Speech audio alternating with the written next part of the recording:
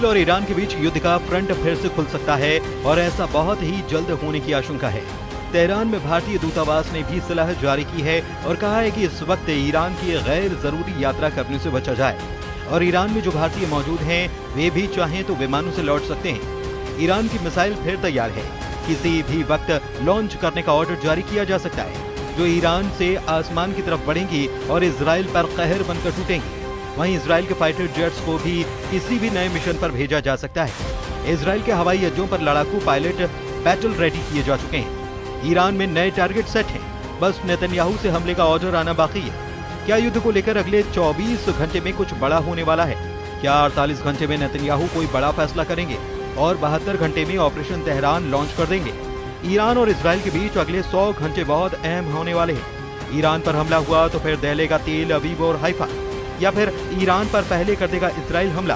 बारूद के ढेर पर बैठा पश्चिम एशिया युद्ध के दूसरे राउंड को लेकर डरा हुआ है, क्योंकि 1 महीने पहले ही दुनिया ने खुद को तीसरे विश्व युद्ध के करीब देखा है और ये खौफ अभी फिर से उबाल ले रहा है।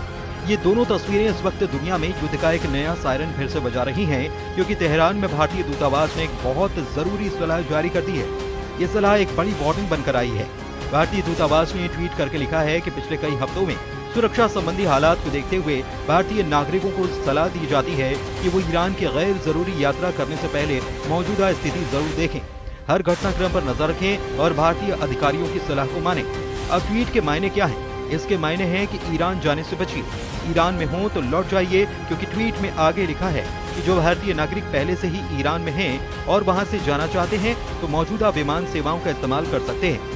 ईरान और इसराइल के बीच तनाव को देखा जाए तो भारतीय दूतावास की सलाह को अंग्रेजी में कहा जाए राइटिंग ऑन द वॉल, यानी कि बहुत बुरा होने का अंदेशा है, कुछ ऐसा जिससे बचना चाहिए। ईरान के सर्वोच्च नेता अली खामनेई का कहना है कि ईरान दुश्मन के सामने कभी कमजोर नहीं रहा, क्योंकि हमारे पास हर जरिया और तर्क है, हमारे पास ताकत है, कूटनीति और फौज में भी।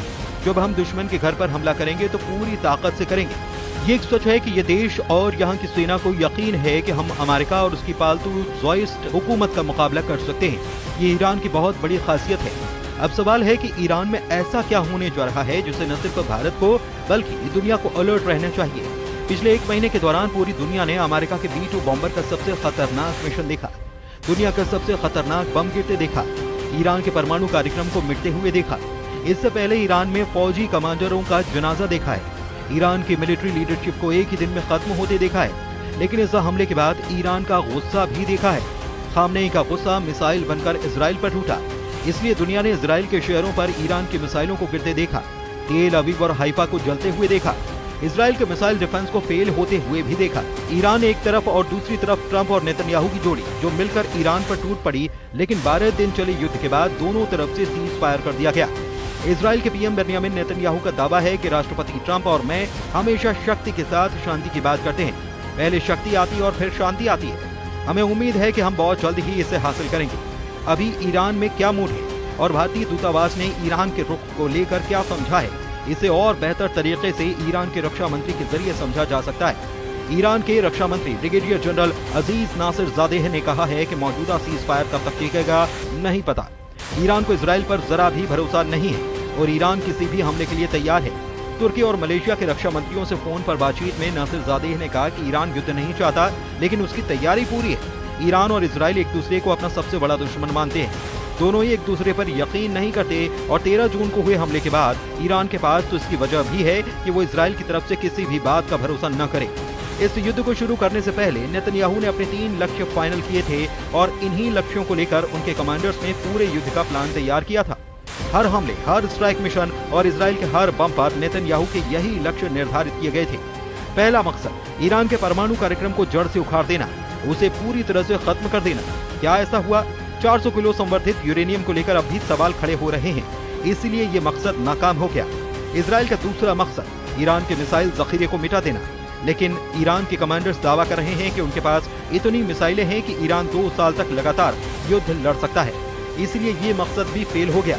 इसराइल का तीसरा मकसद ईरान में बगावत करवाकर तख्ता पलट करना, लेकिन अली खामनेई अब भी ईरान के सर्वोच्च नेता हैं और ईरान की मिलिट्री लीडरशिप भी कायम है, यानी इसराइल के तीनों मकसद नाकाम साबित हुए। यही वजह है कि नेतन्याहू और उनका वॉर कैबिनेट कुछ बड़ा करना चाहता है। इसका दावा ईरान की तरफ से बार बार किया जा रहा है। और यही दावा है जिसे लेकर ईरान पर इजराइल के हमले का खतरा मंडरा रहा है। लेकिन 12 दिन के युद्ध के दौरान इजराइल पर ईरान की जितनी मिसाइल गिरी, ऐसे हर धमाके ने इजराइल के मिसाइल डिफेंस सिस्टम का पुर्जा ढीला कर दिया।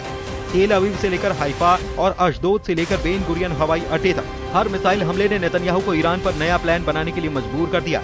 यही वजह है कि नेतन्याहू ने ईरान को घेरने के लिए अब नई योजना तैयार की है। नेतन्याहू ने कहा है कि ईरान के मिसाइल कार्यक्रम पर रोक लगनी चाहिए और उसे 480 किलोमीटर से ज्यादा रेंज की मिसाइल नहीं बनाने दिए जानी चाहिए। मतलब साफ है कि नेतन्याहू ईरान के उन मिसाइलों से घबरा गए हैं जो 1500 किलोमीटर या उससे ज्यादा की रेंज रखती हैं, क्योंकि ईरान और इजराइल की दूरी भी 1500 से 1800 किलोमीटर की रेंज में है। यही वजह है कि नेतन्याहू चाहते हैं कि ईरान के पास 480 किलोमीटर की रेंज वाली मिसाइल हों ताकि वो इजराइल तक न पहुंच पाए। 13 जून 2025 को जब ईरान पर हमला हुआ तब उसकी खुफिया एजेंसियों से लेकर इजराइल को रोकने वाले हर प्लान की पोल खुल गई थी। इजराइल के फाइटर जेट्स को रोकने वाली कोई ताकत ईरान में मौजूद नहीं थी। ईरान का आसमान इजराइल की वायु सेना के लिए खुला मैदान साबित हुआ और यही वजह है कि नेतन्याहू ने जो टारगेट एयरपोर्ट को दिए थे उस हर ठिकाने पर बमबारी की गई और नुकसान भी जबरदस्त पहुंचाया गया, क्योंकि 13 जून के बाद हमले में मिलिट्री कमांडर और वैज्ञानिकों के अलावा 1000 से ज्यादा लोगों की मौत हुई। लेकिन 12 दिन के युद्ध में दोनों तरफ से एक दूसरे पर हमले हुए। हमले दिन रात हो रहे थे। एक तरफ से फाइटर जेट तो दूसरी तरफ से बैलिस्टिक मिसाइल दागी गई। एक तरफ नेतन्याहू ने कमान संभाली जिसमें अमेरिका से भी पूरी मदद थी, तो दूसरी तरफ ईरान के सर्वोच्च नेता अली खामनेई ने मोर्चा संभाला और तमाम मिलिट्री लीडरशिप खत्म होने के बाद फौरन सेना की कमान नए कमांडर्स के हाथों में थाम दी।